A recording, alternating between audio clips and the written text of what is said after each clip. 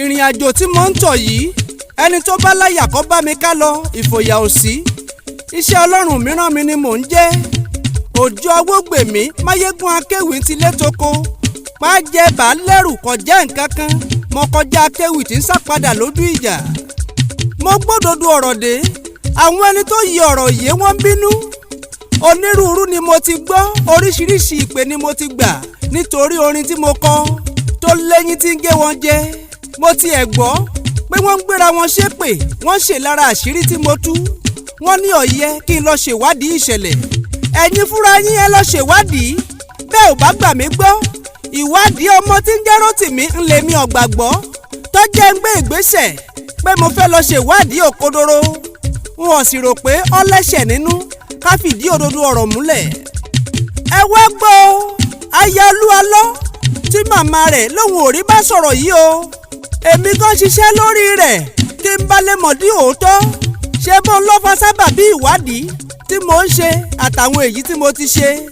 Mo fẹ́ kẹ́ ẹ lọ mọ̀ dájú pé wọn ò sọ̀pọ́ọ̀tì Olu Alo àmọ́ ó lè rí bẹ́ẹ̀ lójú gbogbo ẹni tí ò fẹ́ kí n ṣèwádìí ohun gan tó fa sábà bí ìṣẹ̀lẹ̀. Bígi bá wó lugi tòkè rẹ̀ là á kọ́ gbé ká tó gbé yìí tí ń bẹ nísàlẹ̀ rẹ̀.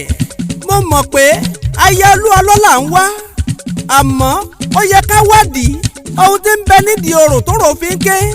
Gbogbo ẹni tó bá jó ní làákàyè yóò ti mọ̀ pé dájúdájú ọ̀rọ̀ tí ń bẹ nílẹ̀ yìí ó kọjá ń tá a rò lọ́kàn. Gbogbo wa la ní a fẹ́ rí Yẹ́misí Òbe pé a fẹ́ mọbi tó wà tẹ́mi náà ń fẹ́ kó mọ bá màmá rẹ̀ sọ̀rọ̀ lóòrèkóòrè kí màmá lè dunnú. Kò wá yẹ kájọ mọ́ gbé ìgbésẹ̀ tí ò ní fi ṣeé ṣe.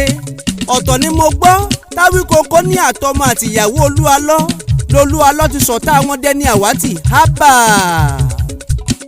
Ẹ wá gbọ́ nínú àwọn ìbéèrè tí mo bi màmá ká bá lè fìdí òótọ́ múlẹ̀. Mo béèrè lọ́wọ́ màmá pé kí ló dé tí òrọ́mọ rẹ̀ bá sọ̀rọ̀ láti gbà pípẹ́ pé ṣé màmá nìkan ni òrọ́mọ rẹ̀ bá sọ̀rọ̀ àbí gbogbo ọmọ màmá. Àbó láwọn kan nínú ọmọ màmá tí ń pe Yẹ́misí aya Olu Alo ká bá lè mọ bó ṣe ń lọ. Èsì tí màmá fún mi rèé o, ẹ farabalẹ̀ fàlàyé ọ̀rọ̀. ṣé prọfẹ̀tì yẹn ní ò jẹ́ kẹ́rì ni àbí ọmọ yìí ní kìlọ̀ òfẹ́ kẹ́rì òun pẹ̀lú. Ìgbà tó ń wà tí ọkọ rẹ̀ ti jà náà ni gbogbo ẹ̀ ti dàrú. Kí ló ṣẹlẹ̀ kí ló ṣe. Mi ò mọ̀. Ètò jẹ́ kẹ́mi sọ pé ní pé ṣe mọ̀ pé nígbà míì a máa rí pé prọfẹ̀tì yẹn máa wà ní Nàìjíríà. Sórí ìgbà tí ìyàwó ẹ̀ gbọ́ ẹ̀yà pé ìgbà tí ò sí ní òkè òkun yẹn ṣé kò lè ráyè bá yín sọ̀rọ̀ ni ṣé wọ́n gba fóònù lọ́wọ́ rẹ̀ ni. Èmi ò mọ̀.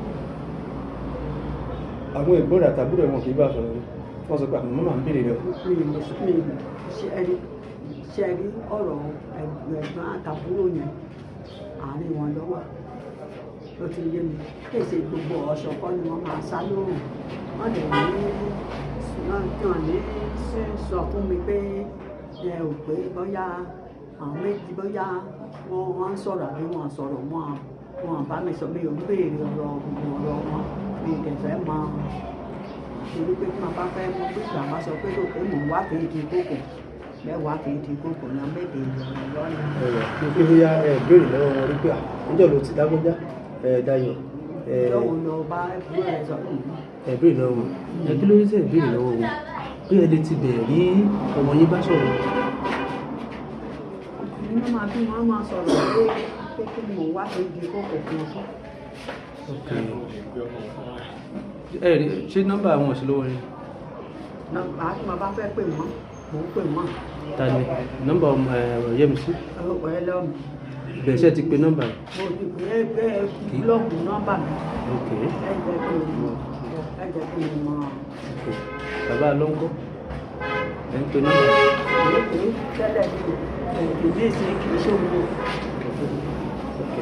So ní tí mo tẹ̀ ń tọ́ àti sọ ni pé torí ṣe àpé látọ̀dọ̀ àwọn ọmọ wọn yẹn a lè ti bẹ̀ rí ọmọ yẹn bá sọ̀rọ̀ pé irú Dayọ̀ yẹn sìn tó bá pe bí akẹ́ béèrè lọ́wọ́ ẹ̀ pé ṣé ẹ ti pe àbúrò yín kí ló sọ ṣé ẹ ti béèrè lọ́wọ́ ẹ̀ rárá.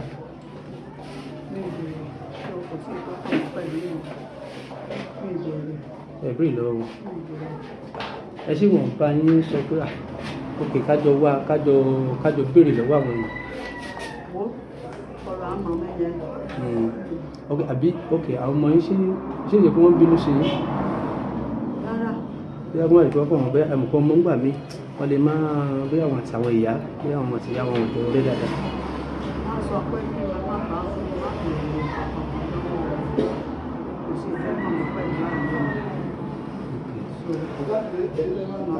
wọ́n bá fẹ́ ká ní sọ̀rọ̀ wọ́n bá pè wọ́n sí wọ́n bá lọ́rọ̀ tí wọ́n fẹ́ bá wọn sọ màá bá wọn sọ kí ni ìgbìmọ̀ pé torí kò sẹ́ni kan tó sọ ẹjọ́ fún wọn pé wọ́n jà àti bóyá wọ́n ṣe kankan.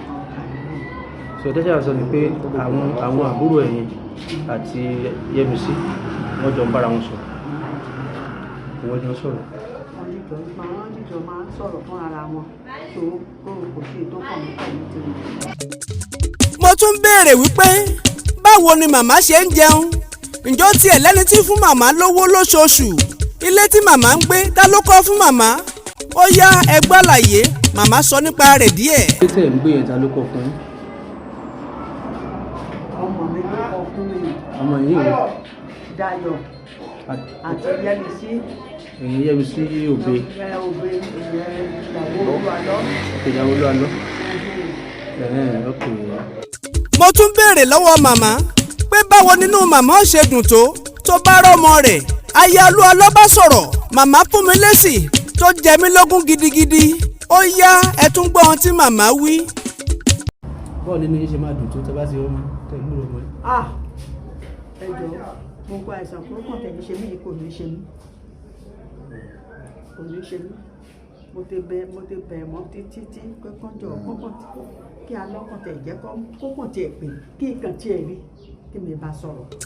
ẹ̀yin èèyàn tó yẹ ọ̀rọ̀ mi ò yé ohun tí ò yé yín ni pé ọmọ tí ń jẹ́ Rótìmí Awikonko tó bá ń bọ̀rọ̀ yìí lọ bẹ́ẹ̀ tó ń tariwo ìjà èébú àtàwọn ẹ̀rí tí ò dájú ọ̀rọ̀ yìí ò ní lójú ariwo kọ́ ni músíìkì ajá inú ìwé ò lè bu ni jẹ ìgbésẹ̀ tó tọ́ tá a lè gbé tí màmá fi mọ ọlọ́mọ rẹ̀ bá sọ̀rọ̀ ìyẹn ló ṣe kókó sí mi irú ariwo yìí ni wọ́n pa lórí TikTok lórí Facebook lórí social media lórí ikú Mohbad tí Justice for Mohbad fi forí ṣọpọ́n tí wọ́n ń gbéra wọn ṣépè lórí TikTok ṣe bẹ́ẹ̀ sì rántí ìṣẹ̀lẹ̀ àsìkò ọ̀hún onírúurú ló ń káṣá òtún níbẹ̀ tí wọ́n fi Justice for Mohbad ń kẹ́gbẹ́jọ wọ́n fariwo Justice for Mohbad gbóríṣiríṣi foundations kalẹ̀ àṣẹwá àṣẹ̀ǹbọ̀ ọ̀rọ̀ foundations ò lójú ni mo ṣe ń ké gbọmọgbọmọ pé kájọ wádìí òkodoro ká lè mọ bí a ń lọ ọ̀rọ̀ tí ń bẹ nílẹ̀ yìí ọ̀rọ̀ ìjà kọ́ ọ̀rọ̀ èébú kọ́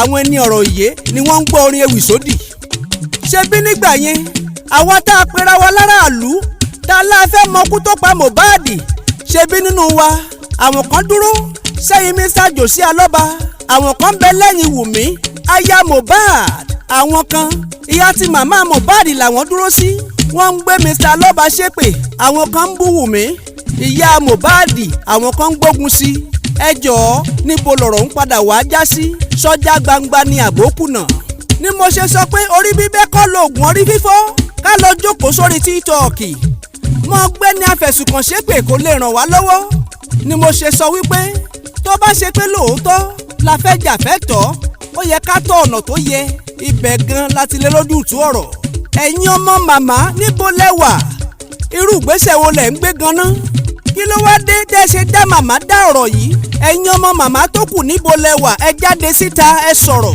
ẹ lọ foríkorí kẹ́ ṣèpàdé àjọrò pé níbo là ń lọ lórí ọ̀rọ̀ yìí màmá ti sọ pé ẹ̀yin kan bá Yẹ́misí sọ̀rọ̀ ṣùgbọ́n òun ò rí Yẹ́misí bá sọ̀rọ̀ tó bá jẹ́ pé gẹ́gẹ́ bí màmá ti wí ló ṣe rí kí ló wá dé tí Yẹ́misí Alọ́ ń bá yín sọ̀rọ̀ tẹ́ ò jẹ́ kí màmá bá a sọ̀rọ̀ ẹ̀yin ọmọ màmá iṣẹ́ ń bẹ lọ́dọ̀ tí yín gan ní ṣíṣe Prophet Olu Alo ẹ dákun ẹ jọ̀ọ́ ẹ bá wa gbé ìgbésẹ̀ lórí ọ̀rọ̀ yìí ẹ ò ní bínú lórí èpè tí wọ́n ń gbọ́ tá a yín ṣẹ́ ẹ dákun ẹ jẹ́ ká mọ̀ dí ọ̀rọ̀ mo gbọ́ tí wọ́n ní Rótìmí sì ń gbó bí ajá kiri lórí ìwádìí tí mò ń ṣe wọ́n lọ sọ pé káwọn disciples rẹ̀ kí wọ́n lọ mọ́ gbéra wọn ṣépè lábẹ́ comment sections àwọn orin ewì tí mò ń ké well tó bá jẹ́ ti Rótìmí ni èṣùkù tá a fi nùdí lòun igbó ní lọ ìgbà àsìkò bá tó wọ́n fún lésì ọ̀rọ̀.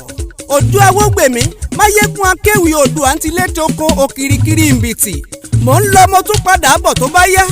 Ohun tí mo dúró fún ni pé kí màmá ó lè bọ́ ọmọ rẹ̀ sọ̀rọ̀ kí màmá ó dunnú ká lè gbé ìgbésẹ̀ tó tọ́ tó yẹ ká mọ̀ ṣépè ká mọ̀ rọ̀dù èpè ká máa ẹ̀ǹbàrà ṣe ni afẹ̀sùnkàn kò lè jẹ́ ká rójútùú ọ̀rọ̀.